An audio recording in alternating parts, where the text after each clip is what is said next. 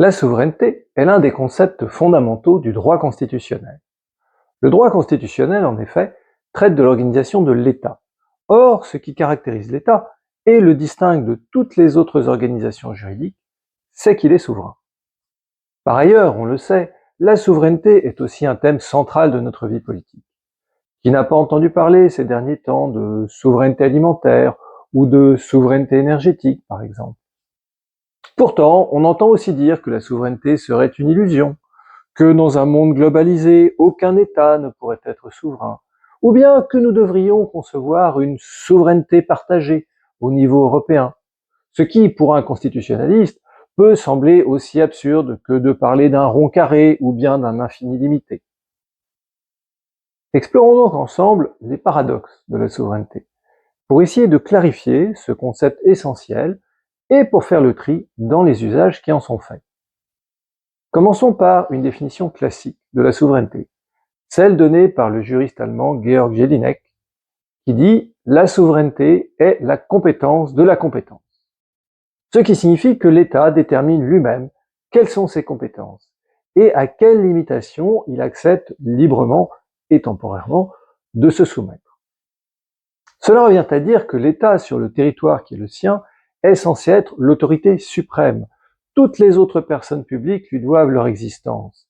Il peut imposer ses décisions à tous, individus ou corps collectifs, sans être lui-même soumis à aucune autorité. La souveraineté de l'État est donc double, ou, si on veut, elle a une double face. On distingue ainsi deux types de souveraineté, externe et interne. La souveraineté externe signifie que l'État n'a pas de supérieur dans l'ordre des nations, seulement des égaux. Il n'est tenu d'obéir à personne et personne ne peut lui dicter ses actions. Souveraineté signifie ici indépendance et égalité. La souveraineté interne est la capacité de l'État à édicter la norme juridique la plus élevée dans l'ordre interne, d'une part, et elle est, d'autre part, la capacité de cet État à imposer le respect de cette norme aux individus ou aux autres corps constitués. L'État dispose du monopole de la contrainte organisée, selon la formule de Max Weber. Souveraineté signifie ici supériorité.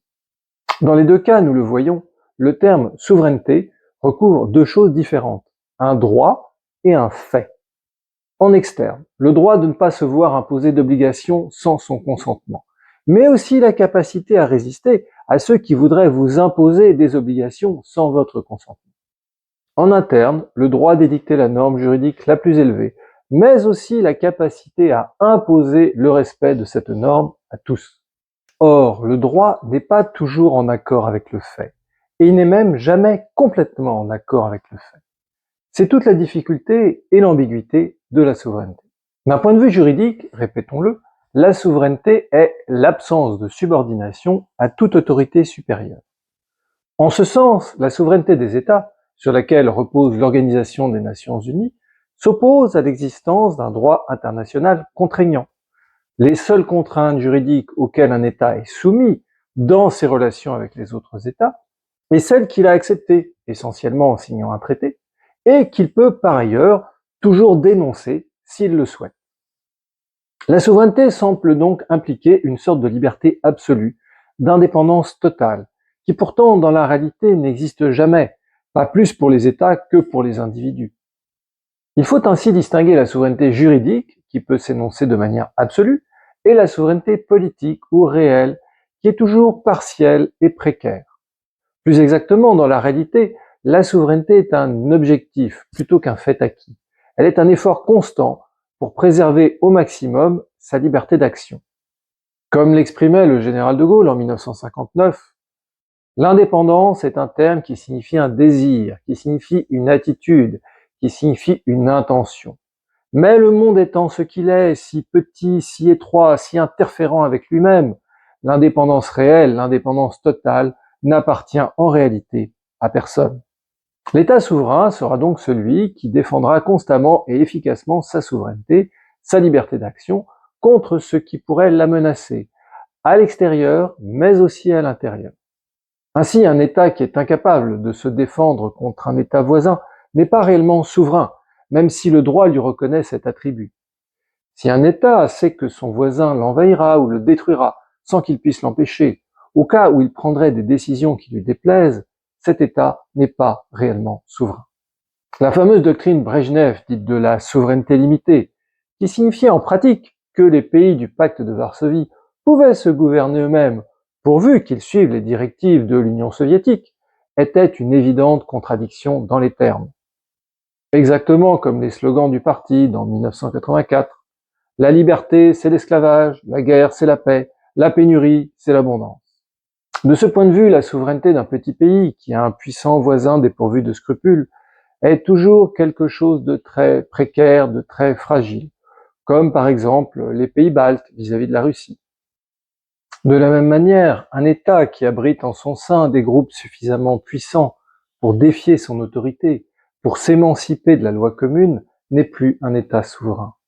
On peut penser par exemple au cas du Liban, déchiré entre les factions religieuses, ou à celui des États où le narcotrafic a prospéré au point de devenir un État dans l'État, comme le Mexique. À terme, si l'État ne parvient pas à imposer à ces groupes qui refusent la loi commune, c'est son existence même qui est menacée. La souveraineté pour un État, c'est donc un effort constant pour essayer de mettre le fait en accord avec le droit, pour se donner les moyens d'une liberté, interne et externe, que le droit lui reconnaît.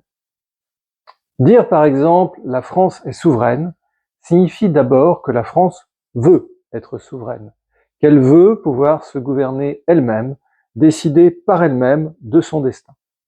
Plus précisément, cette souveraineté peut subsister tant qu'il existe des hommes et des femmes qui la revendiquent et qui sont prêts à lutter pour la préserver, si faibles et isolés soient-ils. C'est évidemment tout le sens de la décision de De Gaulle en juin 1940. Citons ce passage fameux des Mémoires de guerre dans lequel De Gaulle décrit cette décision qui allait changer sa vie et le cours de l'histoire de France. Ainsi, parmi les Français comme dans les autres nations, l'immense concours de la peur, de l'intérêt, du désespoir provoquait autour de la France un universel abandon. Si nombre de sentiments restaient fidèles à son passé, si maint calcul s'attachait à tirer parti des lambeaux que lui laissait le présent, nul homme au monde qui fût qualifié n'agissait comme s'il croyait encore à son indépendance, à sa fierté, à sa grandeur. Qu'elle dût être désormais serve, honteuse, bafouée, tout ce qui comptait sur la terre le tenait pour un fait acquis. Devant le vide effrayant du renoncement général, ma mission m'apparut d'un seul coup, claire et terrible. En ce moment, le pire de son histoire, c'était à moi d'assumer la France. Tout l'effort du général de Gaulle pendant les 5 années qui ont suivi a ensuite consisté à mettre le fait en accord avec le droit, à faire de cette souveraineté qu'il prétendait assumer une réalité tangible, à redonner à cette France une armée, un État qui fut le sien. Car disons-le, le 18 juin 1940, la souveraineté française que De Gaulle prétendait sauvegarder ne s'étendait territorialement guère au-delà de la chaise qu'il occupait derrière le micro de la BBC. Mais, on le sait, cette prétention, qui pouvait paraître chimérique, à parler au nom d'une France souveraine, a fini par devenir une réalité. Comme le confiait De Gaulle au Shah d'Iran en 1944, la souveraineté peut n'être qu'une flamme sous le boisseau. Pour peu qu'elle brûle, elle sera tôt ou tard ranimée. Si l'on voulait résumer, on pourrait dire: la souveraineté est l'effort constant d'une nation pour se gouverner elle-même, son effort constant pour exister comme un corps politique indépendant qui n'est pas soumis à des règles édictées par d'autres nations. La notion juridique de souveraineté décrit ce que serait le résultat de cet effort si celui-ci pouvait atteindre parfaitement son but, ce qui n'est jamais le cas.